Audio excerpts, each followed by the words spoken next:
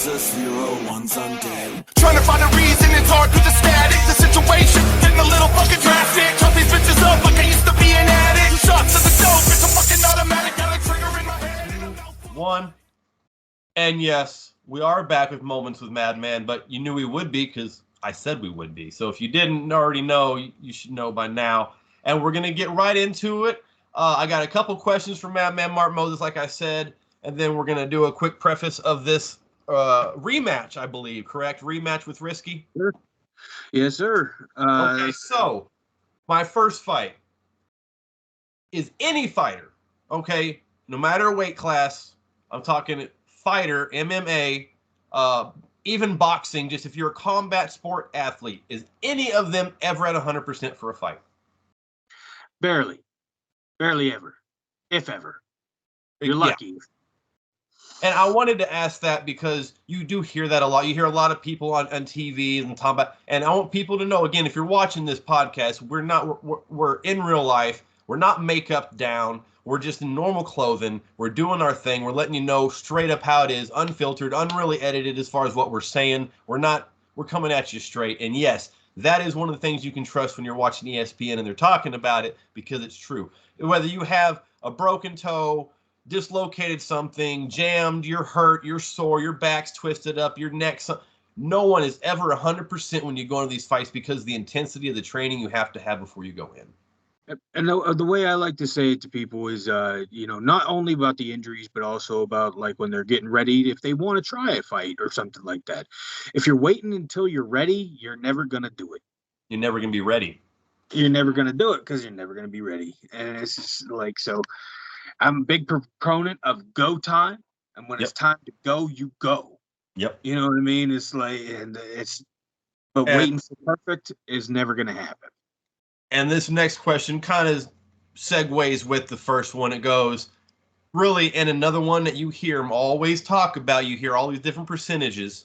Now you're talking to a couple of people that have actually been in the cage multiple times, have fought. How much of it is physical and how much of it is mental? Well, you have to be physically able, personally, but it's all about like the will, the mindset for me. When it comes to fighting, a martial artist will say, there's a different mindset between a martial artist and a fighter. A martial artist will also say it's in the mind. And if you're coached by martial artists, they'll say it's in the mind. But you can get lost in paralysis through overanalysis. I say it's less about what's in your mind and more about your mindset. A fighter is all about mindset, the mindset to go. I will impose my will. I know what I can do, not worry about what they can do to me. How do I counter them if they do this, if they do that? Fighter mentality, fighter spirit takes if out of the equation. I will make them do this. I will make them do that. I will do this. It's the will to go instead of the mindset of act and react. And I love that. And people, this is Madman Mark Moses' moment. I'm not trying to shit on him or rain on his parade anymore, but I am going to feed in a little bit on this and answer my own response to this question for the sheer contrast and what makes this podcast and people, madmen of our stature, just so great. I am the martial artist, so I agree and disagree in the exact same way he does. Yes, he's 100% correct. As a martial artist, you can get paralyzed by overanalysis, but in the mindset of a martial artist, as far as it comes approaching the fight game that way, is like you're playing chess. You want to think 15 different moves ahead so that if your first attempt is countered, your second attempt is countered, your third attempt is countered, there being of a street fighter mentality, which I'm not shitting on again, or a fighter mentality, but like Mark said, or Madman Moses said, with a street fighter mentality is damage that you can do. I don't care what they can do. I know what I can do. And to a martial artist, that is the weakness, and what you try to exploit is the fact that they're not going to think what you're going to be able to come with, anticipate it, because they're more focused on damage over defense. You know what I'm saying? Which is respect to both ideals. You know, you just see how effective mine's been for me in getting my hand raised. So Mine hasn't been much better, brother. So I mean,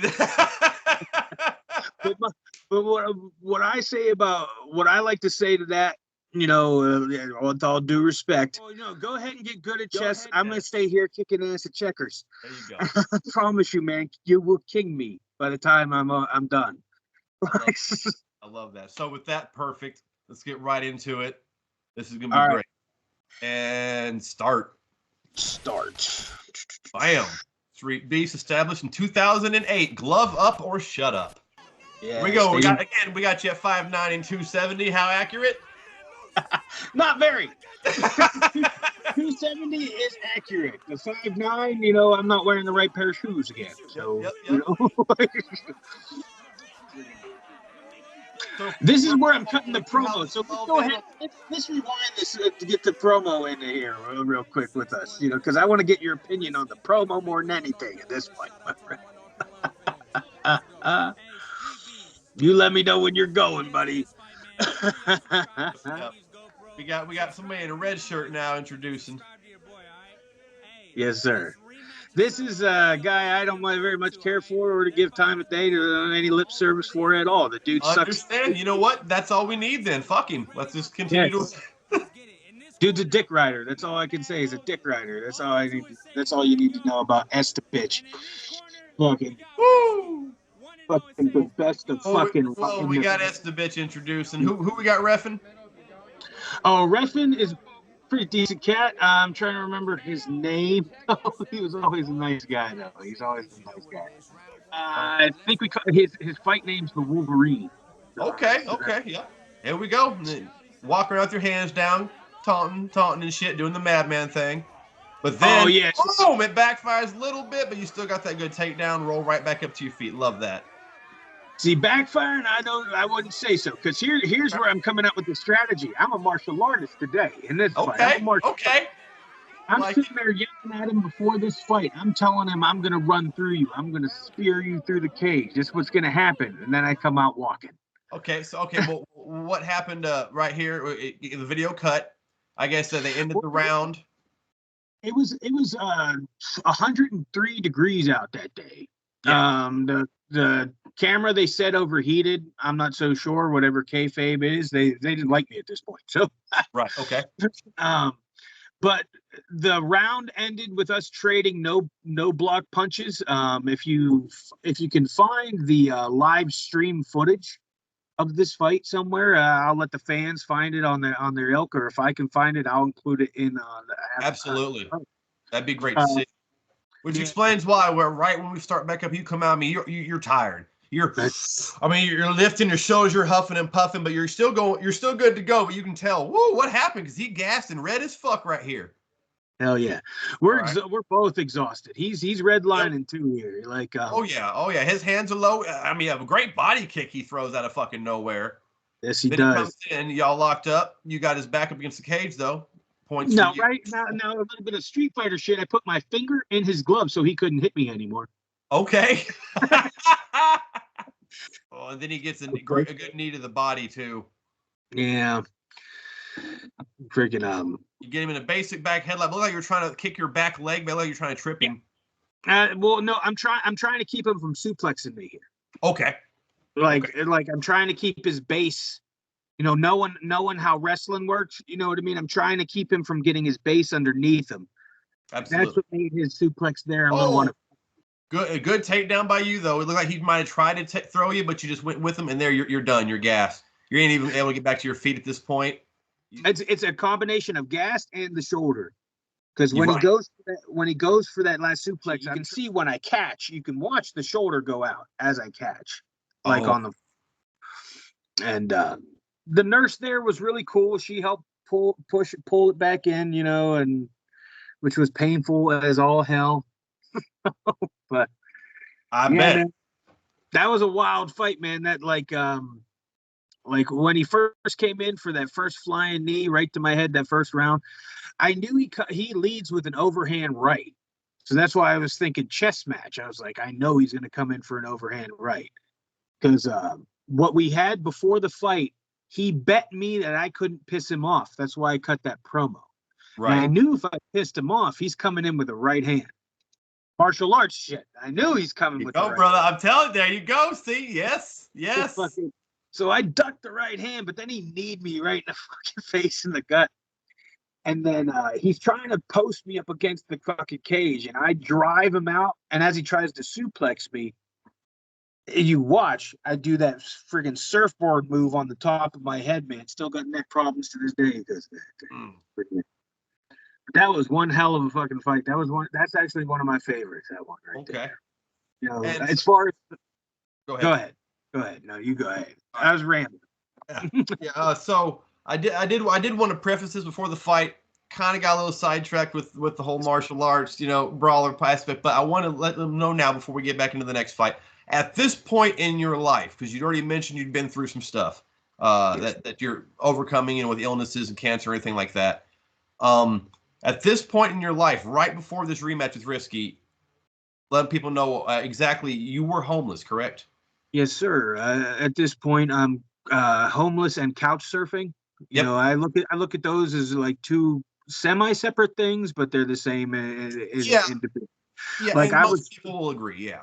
Yeah, I would full on be homeless by the time we get, as we'll cover as we go along here. But like here, I'm couch surfing and homeless, splitting time between my car and whoever's couch would allow me to be on it. Right. Maybe a lucky broad here too. Had a good time. There we go. So, but overcome again. What I prefaced at the beginning of all this, man. Fighting saved my life. And so let people know, because people are going to ask, all right, cool, yeah, you're sleeping on couches from your car. That happens a lot. Hell, the professional wrestlers have started out that way, traveling the country, sleeping in their car, giving up everything, just try to make it in the business. Okay? How were you able to make income at all? I was making gear. I had my little cricket machine and my t-shirt press. Yep. And I was making custom gear for guys all over, like from connections that I would make from Street Beefs, getting a couple extra bucks in my pocket just to make ends meet, just to make gas money, really. Gas money, anything. Risky when he's fighting me, he's wearing one of my shirts that I made. They were, as time kept coming, they got better and better, and I got better and better at making merch. But at this time, I'm selling Risky merch. I'm selling me merch. I'm selling guys who are under my banner. Because at this time, we had started an online. I'd always kept my phone on. Started an online circuit of fighters. Murry, you were a part of it at one point later. I remember that. Where we would try and offer support in any way we could, and that's how I got a lot of business there too. Was just helping guys out where I could. Falling short. I do remember that. Yes. Yeah, falling short at sometimes when I was falling short of myself, and I'd let some people down at that point too. And I'll take the time right now. If you're watching, I'm sorry for that, man. I'll make it right someday. It's all good. You will. I know. Yes, sir. You owe me dinner. We're all good. Oh yeah, man. We're gonna go right into the next fight with this. This is you representing America. America right here. We got Street Beefs. You versus, go ahead and shout his name. DB from CB or CB from DG or some shit like that. DB from TB, the old dirty buck from Tampa Bay. Man, Darian Barnes, man. Like this cat, this was my second most viewed fight of my Street Beef tenure and my tenure so far ever. We're sitting at 4.2 million people. That's million. You're looking at that correct. Those aren't bots. Man is homeless. You think he had the money to buy bots to boost his fucking views? Bro, if I had the wherewithal I do today, I would be talking to Chris Wilmore, going like, "Hey man, how about you throw me a couple of bucks?" hey, yo, Chris, I'm homeless, right? I done got you 8 million views on the Risky thing. You could at least, get me room and board somewhere, something. Nah, I was happy for the platform. You can keep my money, whatever. It's my money. I always say it's my money. You can keep my money. Mine. I love it. All right, so let's get this. The dirty boy from Tampa Bay, DB from TB. Here we go at 4.2 million views. We starting now at 2 seconds in. Yes, sir. Glove up or shut up. We got Madman Mose right here at 5'9". Look at that. You dropped a bunch of weight. You at 265 now and 5'9". How accurate? Not accurate. Doing this for my boy Risky. Sitting at home, I know I was pushing maybe, I was 275 here. You know, like, freaking 270, 275, something like that. And I love the promo. So I love the promo you cut right there at the beginning of the fight. It's one of the reasons why this is my favorite fight.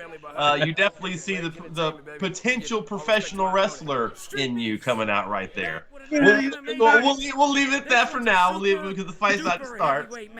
But I loved the promo. I cut one similar myself, not trying to promote myself, but before my fight, one of my fights, I kind of did. I got a lot of flack for it, for cutting that style of promo in an MMA fight. But I still went out there and gave it my all. It's not like I phoned it in or nothing.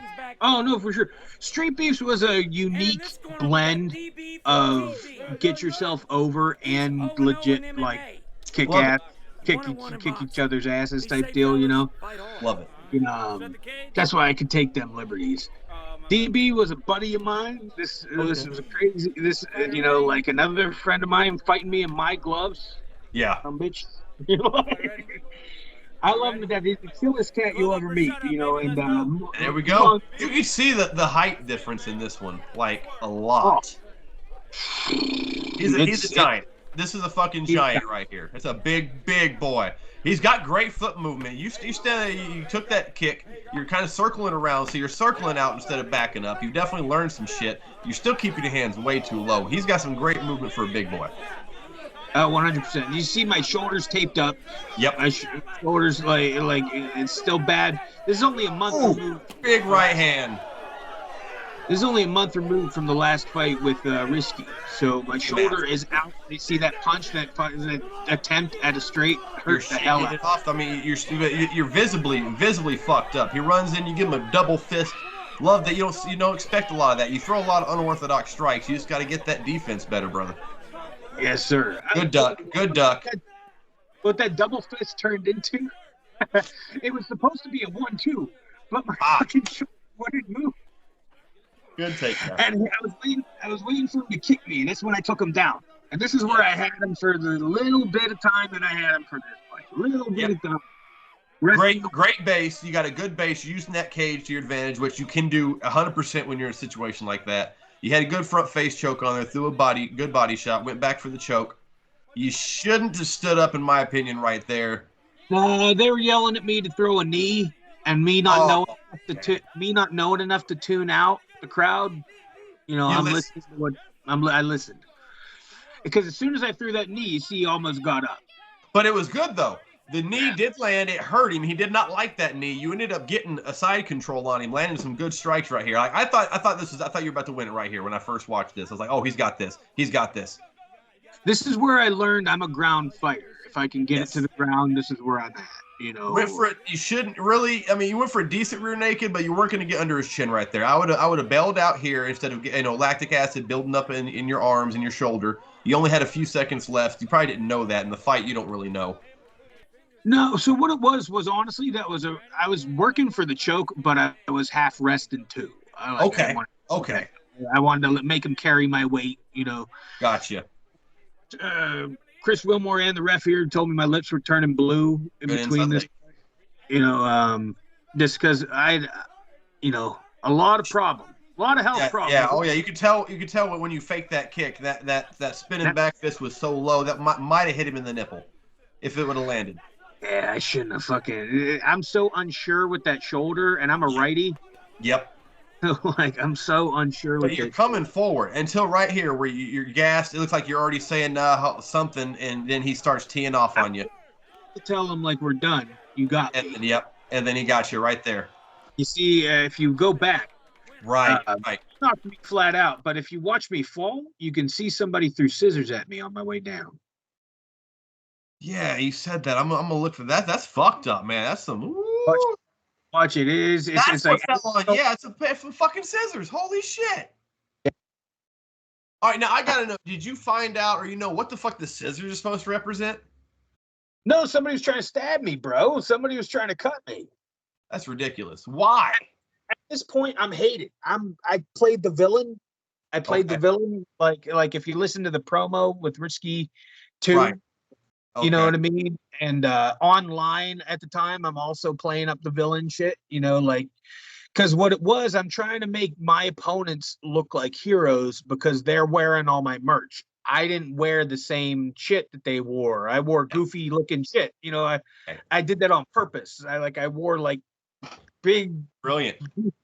See, again, that's that sports entertainment, professional wrestling right there shining through. Yeah. But like fight fans don't know the difference. They think that's you. So I had old school wrestling heat where people were trying to cut me and fucking hurt me, you know. That is absolutely insane. You can see them fly. You can see them fly out from the top of the cage, like from over my head, like as you watch it. So it was a wild thing when it got pointed out to me, because I didn't know what happened when I was there. They were fucking laying right there on your shoulder, like holy shit. If you look at the right end of that video before it cuts to the victory scene where they're holding his hand up, as you're laying there, you can see them laying right across your fucking shoulder, man. That is insane. And with that, Moments with Madman will once again be right back. We're going to jump right into some Cage Wars for y'all. Yep, your boy Mark Moses, despite going down in these fights, they saw he kept coming forward. They saw he kept fighting through all adversity, and he got it. He made it to the major leagues, in a lot of opinions, of amateur mixed martial arts, which is Cage Wars. Last stop before UFC for a lot of people. And with that, we will be right back. Rock and roll. Hey, Freak Joe!